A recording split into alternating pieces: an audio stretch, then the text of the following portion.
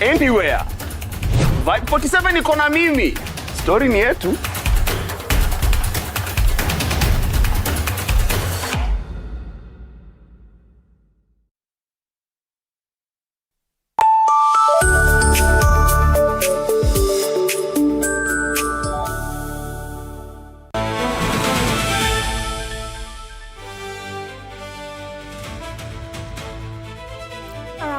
Good afternoon, 4 p.m. East African time here in Nairobi, Kenya. Thank you for joining us here on TV47 at 4. And of course, we do begin right now.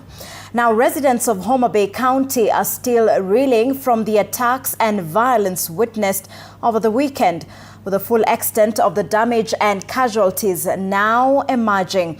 According to Homa Bay County Police Commander Lawrence Koilem, 1 police officer and 1 civilian have been confirmed dead, while 7 other police officers are receiving treatment for injuries sustained during the chaos. The violence also spilled into a nearby church, leaving worshippers distressed after goons allegedly stormed the facility, damaged property, and set a vehicle ablaze at the gate. Tunasema ile kitendo ambayo ilitendeka hapa jana ni mbaya sana. Kuvamia mali ya watu, hata kuchoma hata magari ya watu ni mbaya sana juu ya siasa. Siasa ile Raila aliwacha ni siasa ambao ni watu wanakuwa huru na kusema ile ambao wanataka. Na hii siasa ambayo inakuja ambayo sasa hawataki watu waseme ama watu wasungumuze ama watu waingie katika nchi fulani. Sijui kama hawa watu wetu pia vile iko siasa ni wanasema ni wa ODM. Si wao pia wataenda Kakamega. Watu wa Kakamega pia watawaonea hao. Ni mbaya sana vile walitenda. Kuna wengine wagonjwa, wengine walipiga wako mchari, kuna wengine wako ward na hata madaktari pia kuna. Iko kwa giza, hatujui nini inaweza tokea. So kuna watu wengi waliumia, kuna wenye walikufa watu 3 which are confirmed. So tungependa serikali iangalie hiyo na iangalie ni sangapi rally ilifanyika na madhara yenye ilisababisha hapa Homa Bay. Watu wanagombana ni watu walikuwa pamoja, ni watu wa Raila. Wote wanatembea wakiita jina Raila. Na Raila hakuwa anafanya siasa ya kuuana, siasa ya kupigana. Raila alikuwa ni mtu anafanya siasa amani. Sasa tunaomba tufanye siasa amani, viongozi wote wa ODM wakae chini waongee. Wale wayuko kwa ODM na wale wako kwa ODM wakae chini, waonyeshe sura mzuri. Hata tunaomba Gachagua na Ruto pia wakae pamoja, waonyeshe sura mzuri. Raila huyu gavana wetu Gladys Wanga wakae chini na Sifuna waonyeshe Wakenya kwamba wanauza sera, hawauzi vita. And still on the Homa Bay attacks, the National Cohesion and Integration Commission has condemned the violence witnessed in Homa Bay County over this past weekend. In a statement, NCIC terms the political intolerance as an unfortunate, worrying trend that is against the Constitution of Kenya. Now, the Commission has reiterated that any Kenyan is allowed to hold political activities in any parts of the country, as long as they do not break the law. NCIC says it has embarked on the process of summoning and holding those responsible accountable.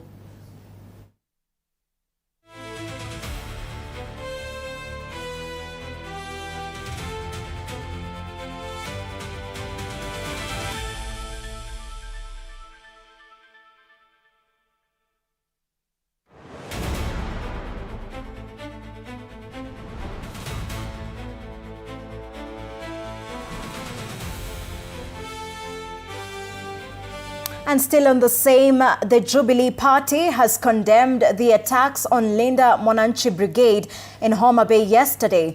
The party's deputy leader, Fred Matiang'i, has accused the government of allowing political interest to drive the country towards instability. Matiang'i, who is also the Jubilee Party presidential candidate, said the level of violence witnessed during political activities should concern every Kenyan. This weekend alone, from the stoning incident in Mulot that affected my 2 vehicles, to the stoning incident in Nakuru Town West that affected DCP leaders, and then Salga, and then yesterday, in Homa Bay. It's so clear to everyone that, one, there's a pattern to this. Second, there's very clear questions of government in this, because you look at the behavior of the security forces on this matter. And three, you can see, blatantly, a case of, determination on the part of government to engage in this level of violence. And the People's Renaissance Movement PM party has strongly condemned political intolerance and violence witnessed during the Linda Mwananchi tour in Homa Bay County. The party Secretary General Anthony Buluma has said goonism, political zoning and intimidation undermine Kenya's constitution and citizens' freedom to participate in political activities. The party accused the state of repeatedly failing to protect these freedoms, citing previous violence, including the Olkalau by-election. PM party has now called for accountability and urgent changes within the security apparatus, and the party is specifically urging Interior PS Raymond Omolo and Interior CS Kipchumba Murkomen to take responsibility and resign. The party says it has lost confidence in the current security leadership ahead of the 2027 general election, insisting Kenya needs peaceful, fair political competition free from intimidation and violence. Yesterday, many Kenyans lost their lives.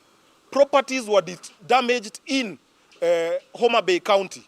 And these properties were damaged, particularly a hotel, when one of the politicians from Homa Bay is on record on live TV inviting people to attack hotels. And then the incident happens.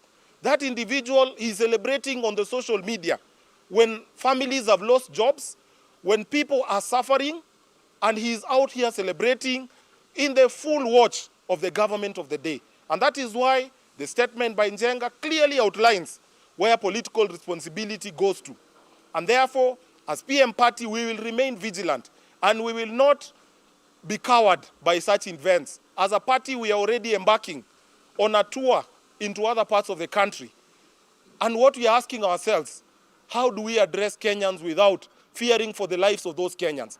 Hii imekuwa the order of the day, and we are heading to that direction. It's a wrong direction as a country.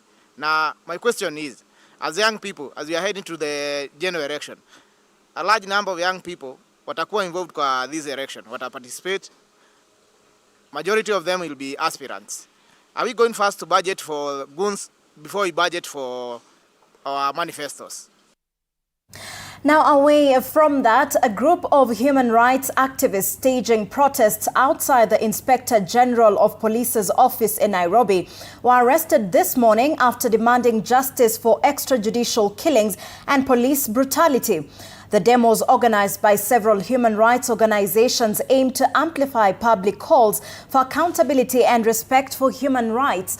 Protesters carried placards and chanted slogans calling for the resignation of IG Kanja and urging authorities to end what they described as unlawful killings and excessive use of force by security agencies. Police moved in and arrested the activists, some of whom had chained themselves at a gate at Jogoo House in Nairobi.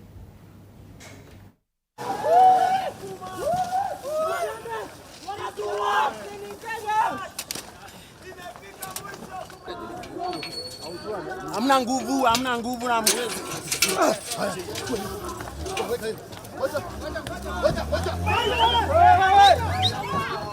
Stop police killing! Stop police killing!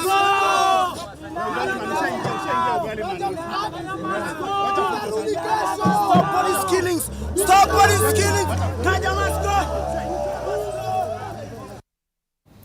All right, away from the city, the Ogiek community has marked the 7th edition of its annual Cultural Day with calls to preserve indigenous knowledge, protect ancestral land and harness cultural heritage for sustainable livelihoods. Mike Chalo reports. Traditional songs, dances, oral stories and indigenous foods took center stage at Nkareta Cultural Center and Museum as Ogiek elders passed down knowledge to the younger generation. It is a day to celebrate who we are,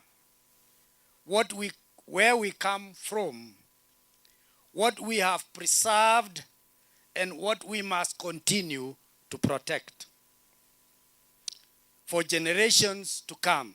More than 3,000 locals and visitors attended the event, which also featured beadwork, pottery, handcrafts, proverbs, sacred ornaments, and other cultural artifacts. We have to protect our biodiversity, our traditions, and a time when the world is facing climate change, our diversity and diversity laws, we are here and showcasing that we can protect. The 7th Ogiek Cultural Day, held under the theme Cultural Resilience in Diversity, seeks to show how Ogiek traditions can thrive amid changing social and environmental conditions. Jamii ya Ogiek ni jamii yenye inaishi kwa msitu. Na ukiangalia hii msitu iko na manufaa mingi sana. Kama miti ya kienyeji, madawa yenye mara mingi unayakimbia hospitali kunywa, kuna madawa mingi hapa inatokana kwa hii msitu. Ogiek's People Development Program Executive Director Daniel Kobei says preserving the community's culture is critical, particularly as modernity, climate change, urbanization, and environmental degradation continue to transform traditional ways of life. Climate change is real and we are seeing changes. Last year tulipokuwa hapa tulikuwa tunaogopa mvua. Leo tumekuja tukiogopa vumbi. Ni tofauti kubwa sana. Stakeholders have also called for the protection of Ogiek ancestral land and full implementation of the policies and court rulings recognizing their rights. Jamii ya Ogiek inajulikana kwamba iliishi katika msitu wa Mau. Wengi wao wamefurushwa.